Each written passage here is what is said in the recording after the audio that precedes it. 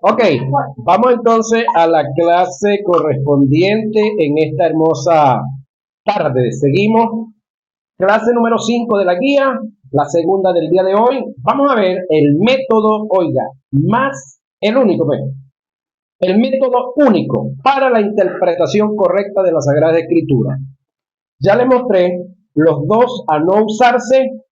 Si usted que me está viendo en el video y oyendo por el audio no estuvo en la clase, pues busque la clase anterior, la número 4, para que oiga y vea cuáles son los dos métodos que se están usando, que no son los correctos para la interpretación de las Sagradas Escrituras, y ahí damos razón.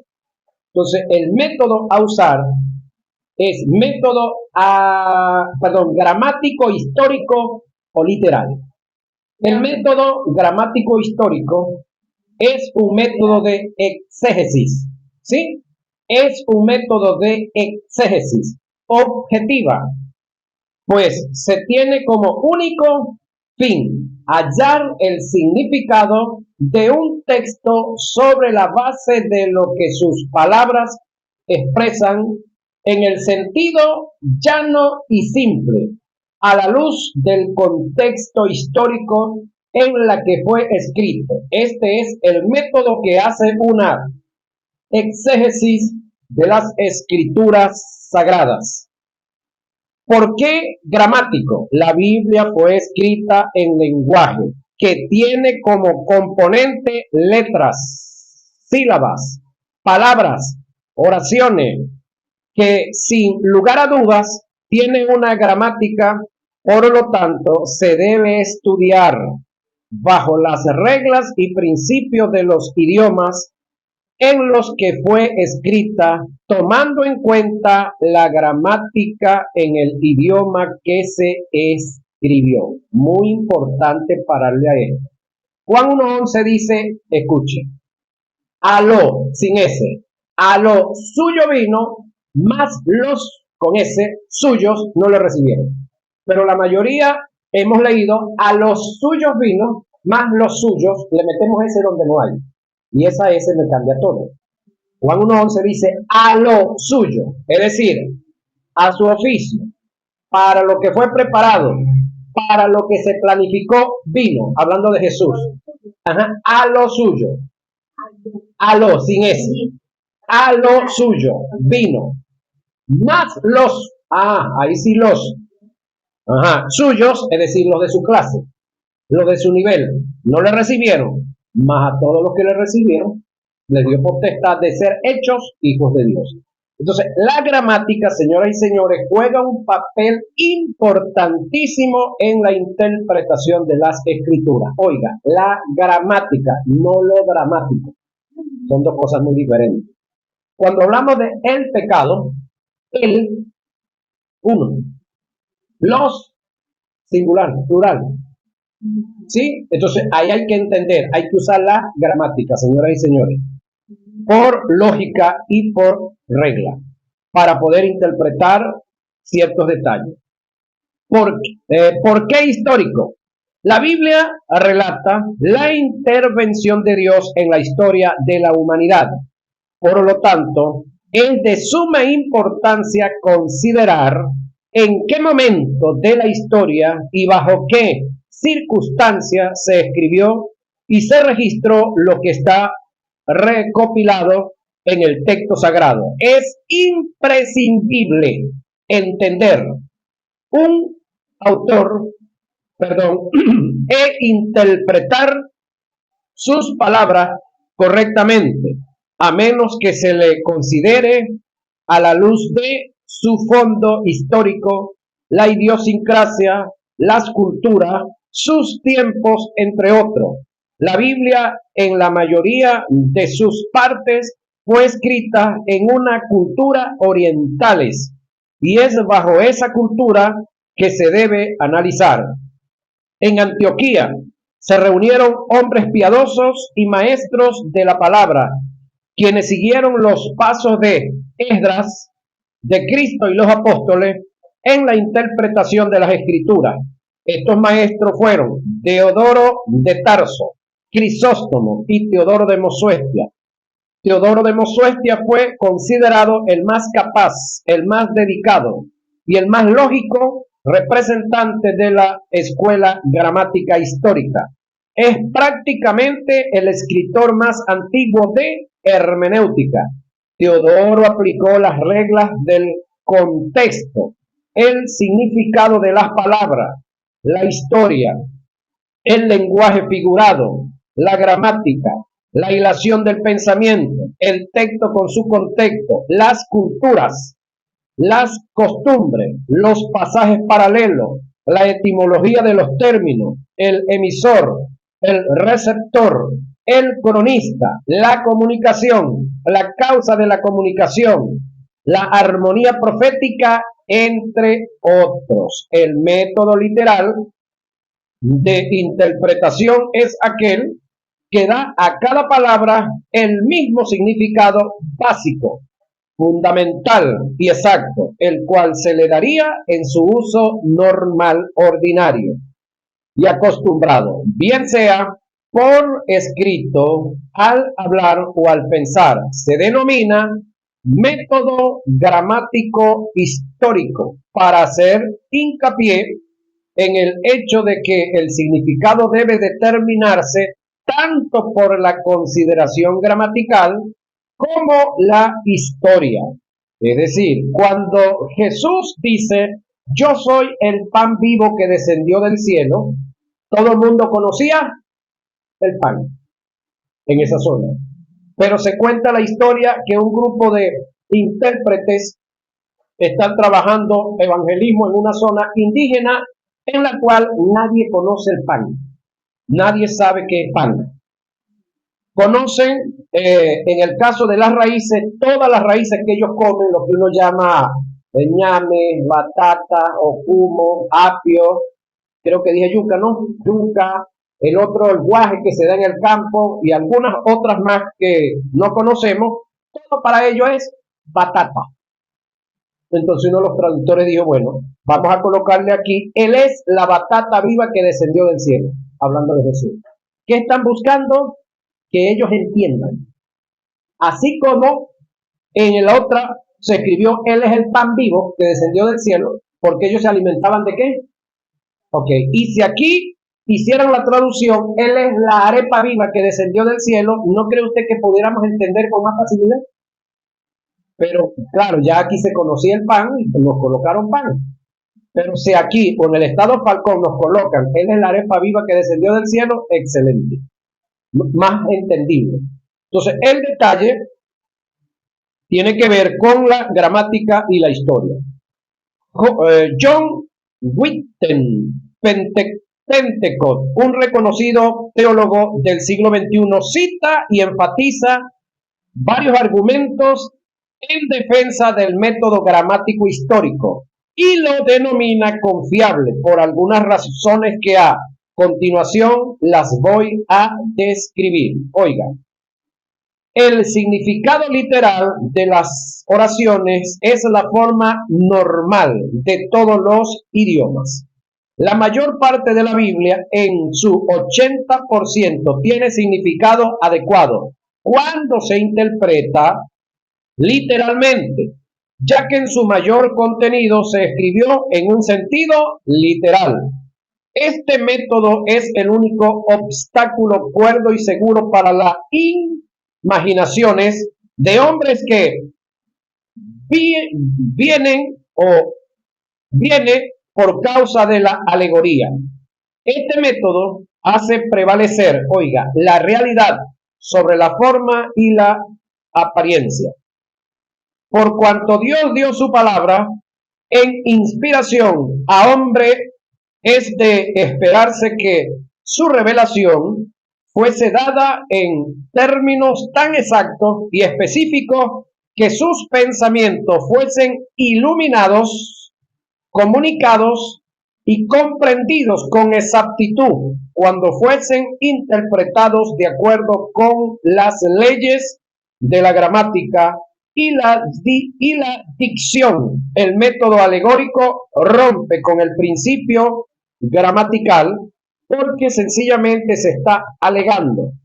No hay respeto sobre las leyes que rigen el idioma. El sexto argumento y la evidencia más fuerte del método literal es el uso en referencia que hace en el Nuevo Testamento del Antiguo, haciendo mención de ellos en su uso literal y exactamente cómo está escrito.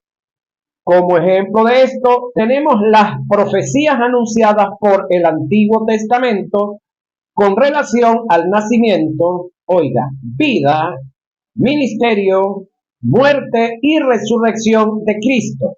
Y para establecer ese hecho, su cumplimiento fue literal, tal como fue escrito. La hermenéutica, la, la herramienta del método literal o gramatical histórico son las reglas de interpretación universalmente establecidas y aceptadas por los más grandes exégetas. Establece la interpretación sobre hechos, busca establecer en todo objetivos no subjetivos, tales como gramática, lógica, mitología, historia, geografía, arqueología, teología, entre otros. Ejerce un dominio sobre la interpretación similar a lo que hace la experimentación para el método científico en la observación, la experimentación, la hipótesis y resultado. Todo lo que no esté a la medida del método gramático histórico, oiga lo que viene, debe ser rechazado o puesto bajo supervisión o sospecha. Elementos de interpretación. En el texto sagrado están registrados 3 códigos o reglas de interpretación y que están muy relacionados con la hermenéutica. Son 3 grandes elementos los cuales debemos conocer en una forma precisa y concisa para ser buenos estudiosos de las escrituras y por ende ser buenos expositores de ellas. Estos elementos o códigos o reglas son inspiración, revelación e iluminación. Óigame, esto está ya en las escrituras. Inspiración, la Biblia en su totalidad fue inspirada. Hubo una revelación, toda la Biblia ha sido revelada. Nosotros como iglesia no necesitamos más revelación. Todo el plan de Dios está revelado. ¿Qué necesitamos nosotros? Iluminación, señoras y señores. Ahora, ¿cómo va a venir la iluminación? También se lo digo.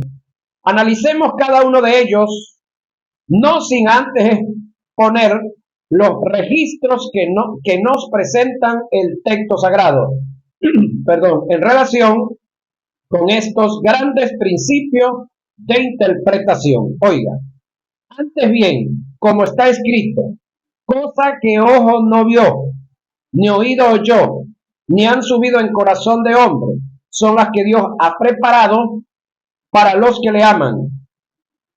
Pero Dios nos las reveló a nosotros por el Espíritu, porque el Espíritu todo lo escudriña, aún lo profundo de Dios. En este segmento nos muestran la revelación, es decir, antes bien como está escrito, cosa que ojo no vio, ni oído oyó, ni han subido en corazón de hombre, son las que Dios ha preparado para los que le aman.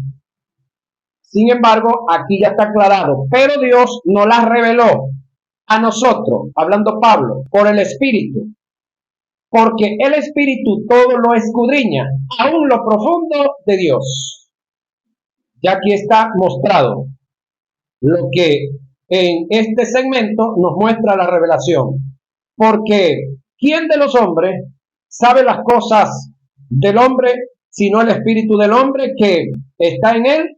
Así tampoco nadie conoce las cosas de Dios sino el Espíritu de Dios, y nosotros no hemos recibido el Espíritu del mundo, sino el Espíritu que proviene de Dios, para que sepamos lo que Dios nos ha concedido. En este segmento nos presenta la iluminación, lo cual también hablamos no con palabras enseñadas por sabiduría humana, sino con las que enseña el Espíritu, acomodando lo espiritual a lo espiritual.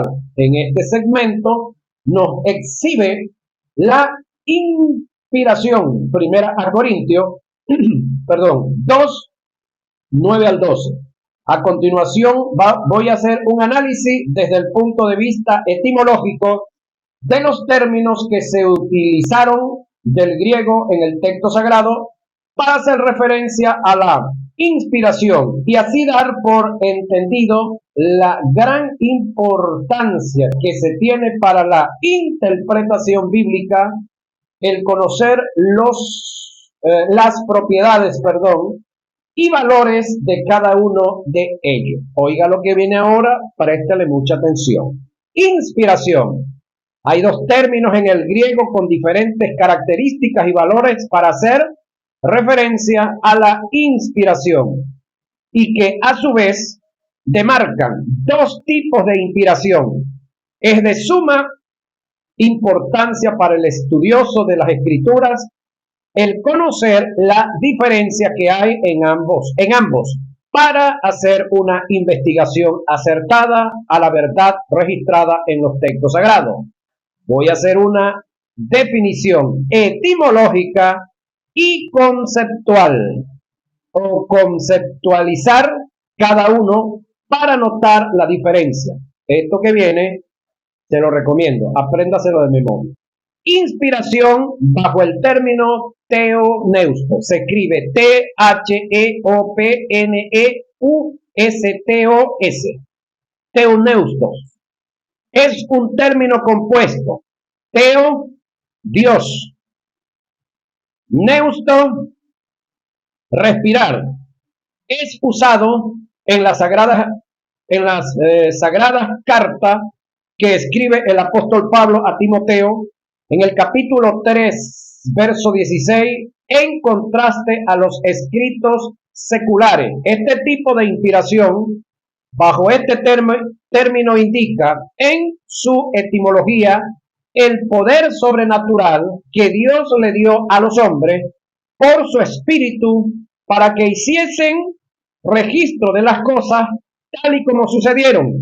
Aunque, oiga, en lo que se escribió, de lo que sucedió, hayan ciertas contradicciones y mentiras. Presento el pasaje. Es decir, ¿hay contradicción? ¿La Biblia se contradice? No. ¿Hay contradicción en algunos escritos que hicieron los hombres que escribieron? Sí. ¿Hay contradicciones en algunas expresiones de los que expresaron? Valga la redundancia, expresiones, sí las hay. Pero la Biblia no se contradice, la Biblia no habla. ¿Se copia eso, verdad?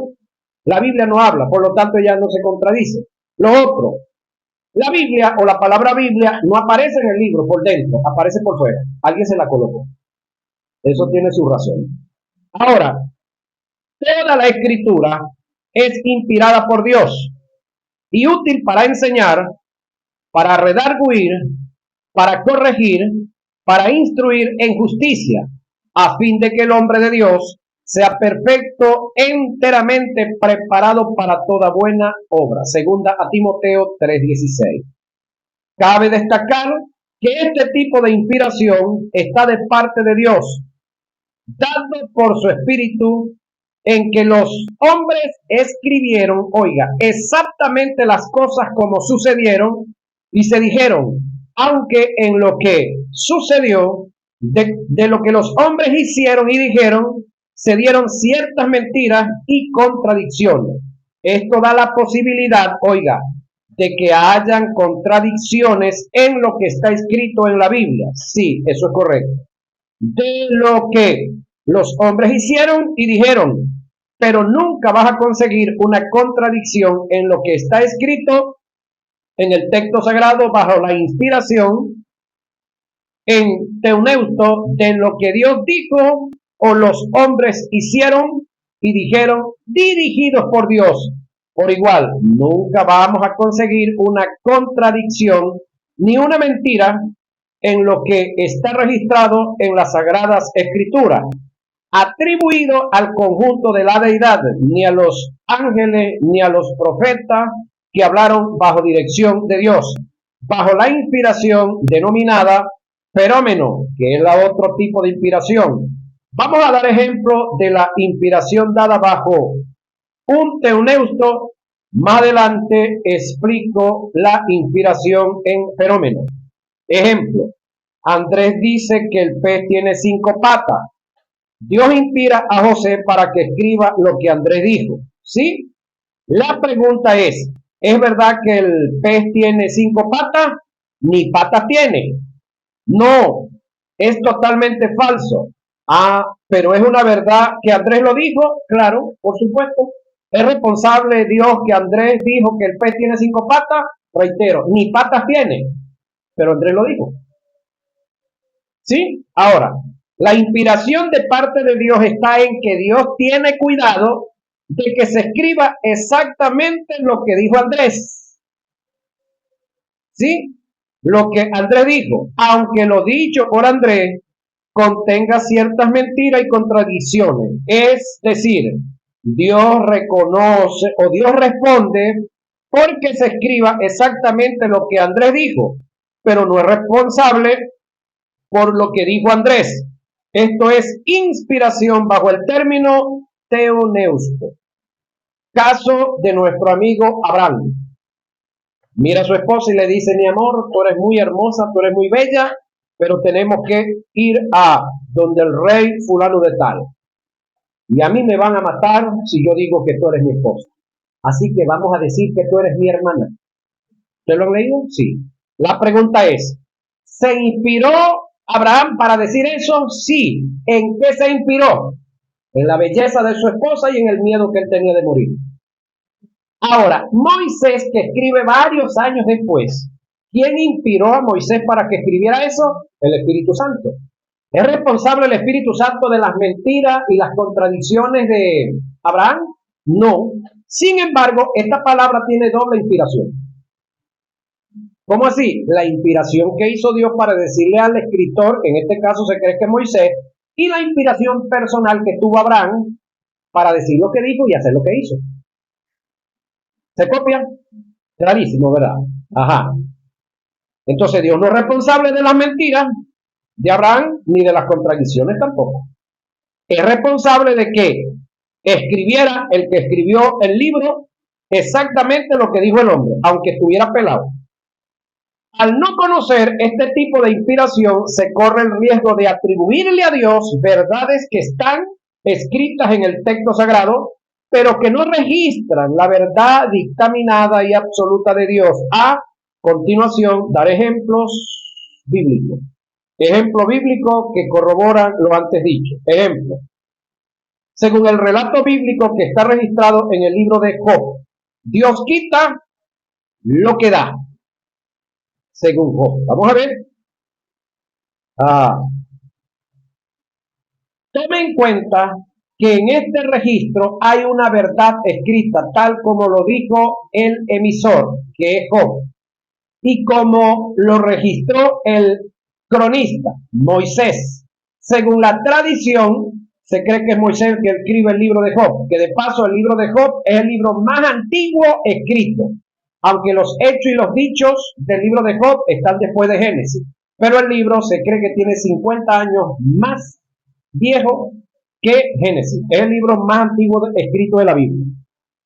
Pero no es una verdad absoluta que esté ajustada al pensamiento de Dios. Y esto lo sabemos cuando tomamos en cuenta las reglas de interpretación de los pasajes paralelos. Vamos a ver. Y Job dijo, desnudo salí del vientre y desnudo volveré allá a la tierra. Ahora pregunto, ¿es cierto que todos nacimos desnudos? Y los que seguirán naciendo seguirán igual saliendo desnudos. Es una verdad indiscutible. Desnudo, vamos allá. Bueno, el último traje ni siquiera nosotros lo vamos a escoger. Cuando nos lleven allá y nos den abandonado en el cementerio. Ajá. desnudo volveré allá. Jehová dio y Jehová quitó. Esas son las expresiones de nuestro amigo Job. Vamos a ver hasta dónde eso es cierto. ¿Es verdad que lo dijo? Por supuesto. Sea el nombre de Jehová bendito. Job 1:21. Pablo el apóstol expresa todo lo contrario. Él dijo, porque irrevocables son los dones y el llamamiento de Dios. Romanos 1:29. Según el testimonio del apóstol, Dios nunca quita lo que da. Tú lo pierdes. En este pasaje, el apóstol presenta el término don en plural, haciendo referencia a los diferentes dones que se reciben de Dios, que sea cual sea, son irrevocables. Según estos dos pasajes, hay una contradicción. ¿A quién le voy a dar mayor credibilidad? Como lector de las Escrituras, tomemos en cuenta que el apóstol Pablo está en plena revelación, en plena iluminación del Espíritu Santo, en la dispensación de la gracia en la que estamos nosotros. Estaba en la dispensación de los patriarcas, ni siquiera en la de la ley. En él no moraba el Espíritu Santo. Estaba confundido por su trágica situación. No sabía lo que decía. ¿Sabe usted eso? ¿Que Job no sabía lo que decía? Vamos a seguir avanzando. Ejemplo. Según el testimonio de Job, de Dios procede lo malo. ¿Que recibiremos de Dios el bien y el mal no lo recibiremos? Está hablando con su querida y amada esposa. En todo esto no pecó Job con sus labios. Job 2:10. El apóstol Santiago declara todo lo contrario. Él dijo, toda buena dádiva, todo don perfecto, desciende de lo alto, del Padre de las luces, en el cual no hay mudanza ni sombra de variación. Santiago 1:17. ¿Qué me quiere decir que no hay mudanza ni sombra de variación? Que de Dios ha venido lo bueno, viene lo bueno y vendrá solamente lo bueno. ¿Eso me lo dice quién? Santiago, de paso, hermano de Jesús. Job me dice que si vamos a recibir de Dios lo bueno y lo malo, no. ¿Es que acaso Dios da cosas malas? Eso es lo que aparenta el texto. Seguimos estudiando. Según estos dos pasajes, hay otra contradicción. Pero la clave está en que Santiago está en plena revelación e iluminación del Espíritu y en plena gracia. Dice que las cosas buenas que vienen de Dios están sometidas a una virtud que es propiedad del Eterno, que es la inmutabilidad. En él no hay mudanza ni sombra de variación. Esto indica que si Dios es inmutable, toda buena dádiva y todo don perfecto se puede ajustar a los tres tiempos. Viene y vendrá de Dios, porque Él no cambia. Podemos observar que la contradicción está de parte de Job. Reitero, no debemos olvidar que el apóstol Pablo y el apóstol Santiago están en plena gracia, en plena revelación e iluminación del Espíritu. Mas Job no sabía lo que decía, estaba confundido por la situación por la cual se encontraba. ¿Por qué afirmo con seguridad que Job estaba confundido? La respuesta sería, si analizamos las expresiones de Job después de haber escuchado el discurso que Dios le da, podemos observar que Job se arrepiente de atribuirle a Dios la tragedia al darse cuenta que lo sucedido no venía de Dios. El pasaje dice, respondiendo Job a Jehová dijo, yo conozco que todo lo puede y que no hay pensamiento que se te esconda de ti.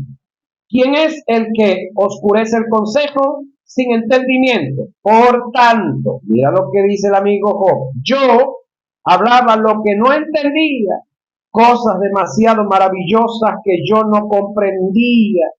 De oídas te había oído, mas ahora mis ojos te ven. Por tanto, me aborrezco y me arrepiento en polvo y ceniza. Job 42, 1 al 6. El detalle está que nosotros somos tan flojos para leer que leemos los primeros capítulos del libro de Job, pero como el libro es extenso para allá, no llegamos al capítulo 42. ¿Sí? Entonces leemos los primeros capítulos, de paso, los leemos, no los estudiamos, porque el 3.25 de Job dice por qué la tragedia de Job. Es decir, el capítulo 3, el verso 25, me dice por qué a Job le vino la tragedia que le vino. Según estas declaraciones dadas por Job, el hombre entendió y estuvo claro por iluminación que las cosas malas no vienen de Dios. En relación con la inspiración, lo que hay que entender es que, según este tipo de inspiración, teuneusto, en el Antiguo Testamento no existen los libros apócrifos. Todos fueron inspirados por Dios para poder, entender que ningún libro escrito de la Biblia del Antiguo Testamento son deuterocanónicos o apócrifos. Hay que hacer un recuento histórico de lo que es la Septuaginta y vamos a ver qué es eso. La Septuaginta, ¿qué tiene y qué es? Y préstele atención si por aquí, entre lo que vamos a hablar, usted va a conseguir el libro de este libro que han estado hablando muchos, que lo lean. Se me escapa ahorita el nombre, del papá de Matusalén, el que duró 366 años. Enoc. Vamos a ver si entre los libros que voy a leer aparece el libro de Enoc, porque el libro de Enoc nos lo han querido meter en la Biblia. Y le digo algo, históricamente el libro de Enoc viene a conocerse después de 200 años de Cristo para acá. ¿Quién lo escribió? Dijera el gocho, vaya usted a saber.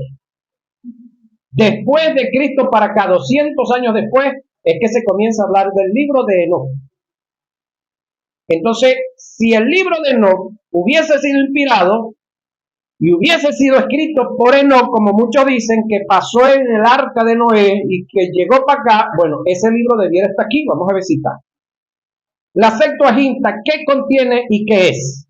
La Septuaginta se compone de 44 libros, entre ellos los 39 libros del canon del Antiguo Testamento, así como algunos libros llamados deuterocanónicos. Los libros deuterocanónicos fueron denominados por el estudio de la Biblia del siglo V antes de Cristo como libros apócrifos por no formar parte del canon hebreo. Reitero otra vez. Los libros deuterocanónicos fueron denominados por el estudioso de la Biblia del siglo V antes de Cristo. ¿Del siglo qué? V, 500 años antes de Cristo y estos libros estaban. En general, el término apócrifo, derivado del verbo griego apokripto, que significa esconder, poner aparte, generalmente se refiere a un grupo de antiguas escrituras judías, todas son judías, escritas durante el periodo del último libro de las escrituras judías, esto es Malaquías.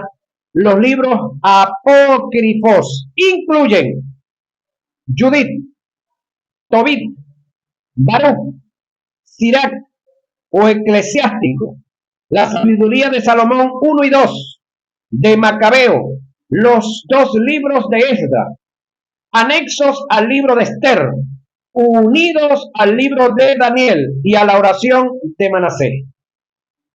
¿No aparece por aquí el libro que le dije de quién? No, del otro. Antes de Noé, el papá de Matusalén. Los libros apócrifos fueron incluidos en la Septuaginta. ¿Qué es la Septuaginta? Ya le explico. Por motivos históricos y culturales, pero no han sido reconocidos por los judíos ortodoxos o los cristianos protestantes como libros inspirados por Dios. Muchos maestros de la Reforma hacen notar que los escritos del Nuevo Testamento nunca citan los libros apócrifos y que los apócrifos nunca fueron considerados parte de la escritura canónica judía. Sin embargo, los católicos romanos y las iglesias ortodoxas del Medio Oriente incluyen los libros apócrifos o deuterocanónicos en sus Biblias, con la excepción de los libros de Esdras y la oración de Manasés.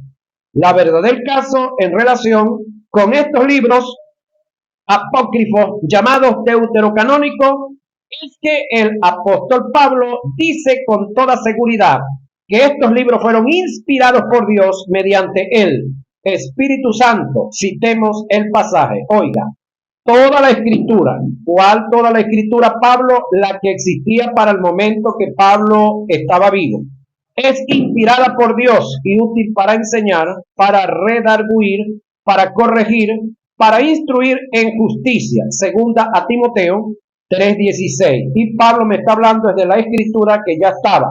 La ley, los salmos y los profetas. El Nuevo Testamento no estaba incluido. Ahora, el hecho de que no estaba escrito en su totalidad, lo descartamos, está fuera de ser inspirado, no, sino que debemos de ubicarnos en el tiempo y en el espacio que se está diciendo, valga la redundancia, lo que se está diciendo. ¿Sí? Sí, estos libros habían sido compilados y habían sido traspolados del hebreo y el arameo al griego para el tiempo que Jesús estuvo sobre la tierra. Los rollos que corrían y circulaban para arriba y para abajo con toda normalidad no era en hebreo. Habían algunos en hebreo, habían algunos en arameo, pero el fuerte era el griego koine. Señoras y señores, entérense de eso. Hay que tomar en cuenta que cuando el apóstol Pablo escribió este pensamiento no existía el canon del Nuevo Testamento, incluyendo la obra literaria de los evangelios. Solo estaban el canon del Antiguo Testamento, incluyendo la Septuaginta, que contenía los libros apócrifos o deuterocanónicos. Y aquí no estaba el libro de Enoc, era el que le decía. En los tiempos de Jesús habían dos antiguos testamentos en uso. Uno era el canon palestino, también llamado texto masorético, escrito en hebreo, y el otro el canon de Alejandrino, escrito en griego, koine, conocido también como la Septuaginta. Ambos fueron usados por Jesús y los apóstoles, hasta el punto de que cuando los escritores del Nuevo Testamento fueron a hacer recopilación de sus escritos, los hicieron en el griego koine, dejándose conllevar por la Septuaginta. Ese era el testamento usado común y normalmente, el de la Septuaginta, señores y señores. Hay que tomar en cuenta que hubo libros del Nuevo Testamento que en su tiempo, por decisión que se tomó en los concilios, fueron considerados deuterocanónicos, hablando del Nuevo, y no inspirados, tales como Hebreos, Santiago, 1 y 2 de Pedro, 1 y 2 de Juan, Apocalipsis, e incluyendo algunos versículos de los evangelios. Mi pregunta es, ¿por qué en un tiempo no fueron inspirados y ahora sí? Lo mismo ha pasado con el Antiguo Testamento, donde hubo estudiosos de las Escrituras que determinaron en sus análisis que algunos de sus libros no son inspirados por Dios, sin tomar en cuenta los tipos de inspiración. En el peor de los casos, no tomaron en cuenta el registro que el apóstol Pablo hace de la inspiración total y absoluta de Dios mediante el Espíritu Santo del canon del Antiguo Testamento. En conclusión, no hay libros apócrifos o deuterocanónicos. todos fueron inspirados por Dios. ¿Sí? Que hay algunos libros que no hablan del Mesías, sí, es cierto. Hay un libro en latín, no recuerdo si es el libro de Esther, que la palabra Dios no aparece. No está por ningún lado la palabra Dios. Y el hecho que no esté la palabra Dios no quiere decir que no es inspirado. Inspiración, ya vimos fenómenos. Vamos a ver la inspiración bajo el término, ya vimos teuneusto, dice decir. Vamos a ver el término inspiración bajo el término fenómeno, que hay dos grandes diferencias entre uno y el otro. Pero solamente tengo 5 minutos para esto y no lo voy a dejar mucho. Vamos a hacer una cosa, vamos a cortar aquí y nos vemos en la próxima clase para ver completo esto. Bendiciones.